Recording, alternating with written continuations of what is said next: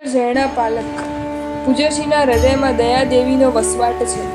સંયમ જીવનમાં ઝરણાના પાલન માટે પૂજ્યશ્રીનો સૂચના ખૂબ લાભદાયી સાબિત થાય છે. પૂજ્યશ્રી સ્પષ્ટ માને છે કે ઝરણાના પ્રસંગે સમય બગાડવાની ચિંતા ન કરવી.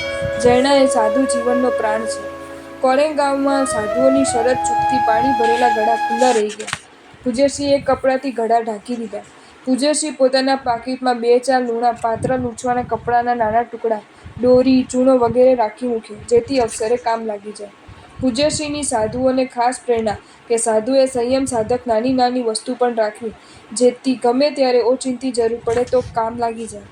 પૂજ્યશ્રી ઝરણા વગર સંયમ તો લાંબુ રહેતું નથી, સમ્યક્ત્વ પણ રહેતું નથી. જેટલા અંશમાં ઝરણા એટલા અંશમાં સુકૃત. પાણીના વપરાશ અંગે પૂજ્યશ્રીના સૂચનો. કોથળીથી ગાળેલું પાણી પણ બીજી વાર મોટા સુતરાઉ કપડાથી ગાળવું અનેક કારણોથી વધારે ઉચિત જરૂરી છે. પૂર્વે સવારે, બપોરે 3 વાગે પાણી ગાળવાનો રિવાજ સારો હતો. ગાળેલું પાણી રાત જાય તો અળગણ થાય. પાણીની કોથળી પણ સુતરાઉ કપડાની જ રાખવી. કોઈને 10 રૂપિયા આપવાના હોય તો 25 રૂપિયા આપો. પાણીના વપરાશમાં ચીવટ ખરી. સ્નાન, કપડાં ધોવા વગેરેમાં પાણીની ઘીની જેમ વાપરવું. ફુવારાના અળગણ પાણીની ભયંકર હિંસા કરીને સ્નાન ન કરવું. પૂર્વે દરરોજ પહેરવાના કપડાં 3-4 દિવસે ધોવાતા. બરફમાં પાણી અળગણ, સ્થિર હોવાથી તલાવ આદિના સ્થિર પાણીની જેમ નિગોથ અનંત જીવોની ઉત્પત્તિ થાય છે, તેમ બરફમાં પણ તદ-વર્ણની સફેદ વર્ણની નિગોથ થવાની પૂર્ણ સંભાવના છે. આઈસ્ક્રીમમાં તો એ ઉપરાંત ત્રસજીવોની પણ સંભાવના છે. એ ત્રસજીવો સામાન્ય સંયોગોમાં દેખાવા શક્ય નથી. પાણીમાં જીવોની જૈના માટે જ્ઞાનીઓએ 3 માર્ગ દેખાડ્યા છે.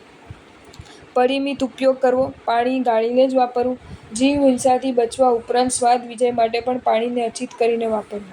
ઝરણા માટે પૂજ્યશ્રીના વિવિધ અગત્યના સૂચનો. ઘીમાં શેકેલો કે પાકો લાલચોળ માવો બીજા દિવસે કલ્પે, અન્યથા આજનો માવો કાલે અભક્ષ્ય બની જાય. દ્વિદલ ન થવા દેવા માટે દહીંને વિશેષ રૂપે આંગળી દાઝે તેવું ગરમ કરવું. પૂર્વે જીવદયા માટે ઘરમાં સાસ ચંદરવા બાંધાતા. અનાજ વીણવામાં વધારે પુણ્ય મળે છે. ઘરનો નોકર કીડી કાંકરી જીવાતની કાળજી ન કરે. નોકરે સમારેલું શાક, ભરેલું પાણી, કાઢેલ ઝાડુ જીવદયાપ્રેમી શ્રાવક શ્રાવિકાને ન ખપે, કારણ કે નોકરના કામમાં જીવદયાના પરિણામ નથી. પૂર્વે જમણવારમાં થાળી, વાડકા ઘરેથી લાવવાનો રિવાજ હોવાથી ઘણી ઝરણા રહેતી. પૂર્વે જમણો ઓછા, ભાડ, મીઠાઈ વધુ અપાતું. આમાં બધા પ્રકારની ઝરણા રહેતી. ઘરની દરેક વ્યક્તિઓ વાપરી શકાતી. રાત્રે અનાજ કઠોળ પાણીમાં પલાળે નહીં, અનંતકાય ઉત્પન્ન થવાથી. વાલ, વટાણા વગેરે 2-3 કલાકથી વધારે પડે તો ફણગા ફૂટે, જે અનંતકાય છે. આખો મકાઈનો ડોડો બાફવો કે શેકવો યોગ્ય નથી. ડોડામાં સંભવિત ઈયળ વગેરે ત્રસજીવોની વિરાધનાની શક્યતા રહેલી છે. આચાર સંપન્ન શ્રાવકે પોંક ખાવા યોગ્ય નથી. દૂધ, દહીં સાથે ગોળ કે તેની વસ્તુ ખાવાથી વિરુદ્ધ દ્રવ્ય બને, શરીર આરોગ્ય બગડે. લાલ છાંટવાળું સિંધવ સચિત જીવવાળું છે. સફેદ ખડી સાકર જેવું સિંધવ અચિત છે. ડીચકું કાઢી લેવા માત્રથી લીલા નારિયેળમાં રહેલું પાણી 2 ઘડી પછી કલ્પે એ વ્યવહાર બરાબર નથી. અભક્ષ્ય ન હોવા છતાં પત્તાકોબીનો ઉપયોગ ન કરાય એ ઉત્તમ છે. અંદરના પળોમાં નાની ઈયળ વગેરેની ખૂબ જ સંભાવના હોવાથી ન ખાવામાં જ સાર છે. રાત્રે રસોઈ કરવી કે આથો નાખવો સંગ જમણમાં ઉચિત નથી. સૂર્યોદય પૂર્વે આથો ન નાખવો. દૂધથી દહીં બનવાની પ્રક્રિયામાં જીવોત્પત્તિ, જીવ વિનાશ શક્ય નથી.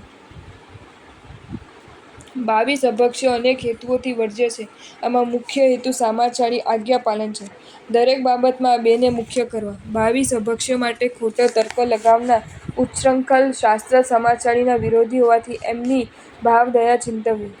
હળદર, સૂંઠ વગેરેની ઔષધિરૂપ આચીર્ણ છૂટ છે, તેનું દ્રષ્ટાંત લઈને બીજા પણ અનંતકાયને આચીર્ણરૂપ માનવા તે દુર્બુદ્ધિ છે. માખણમાં ઉત્પન્ન થતા જીવો તરીકે 2 વાત આવે છે, ત્રસ્કાય અને નિગોધ.